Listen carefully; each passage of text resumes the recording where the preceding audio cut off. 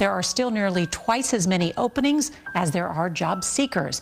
So that has led some companies to drop a long-standing requirement, a college degree. Tight labor markets and the skyrocketing cost of college are causing companies to take a second look at education requirements for many higher-paying jobs, focusing on skills instead. The number of jobs that don't require a four-year degree, that's also on the rise.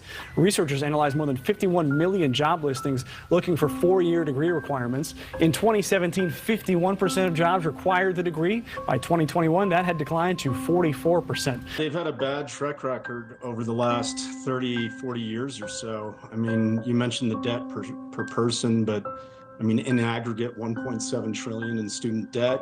The Supreme Court struck down the Biden administration's unconstitutional effort to forgive that debt. But what was interesting is no one went to the source of the problem, which was the universities.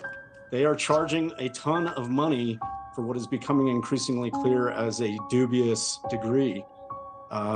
So that was one of the puzzling features of that episode. 1.7 trillion debt, you know, in real terms, the cost of tuition has gone up more than 4x since 1980. And it's not clear that the education is getting better. As your previous guest mentioned, you know, a lot of universities have become more or less woke madrasas. They are indoctrination camps, especially in the humanities, sadly. So I think maybe these businesses are starting to wise up to the fact that what's more important is skills and not some piece of paper. Many companies are increasingly dropping four-year degree requirements, putting more emphasis on experience.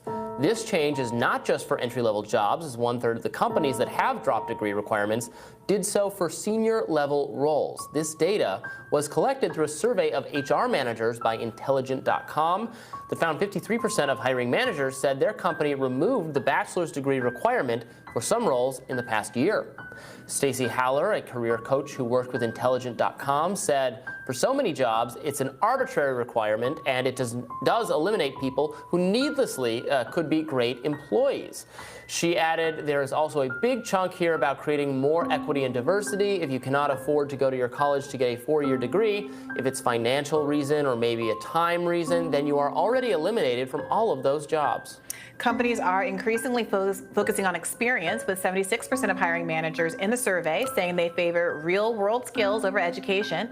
WTOP writes that the majority of these companies are also testing candidates in the interview process, with 64% saying they have applicants complete a test assignment.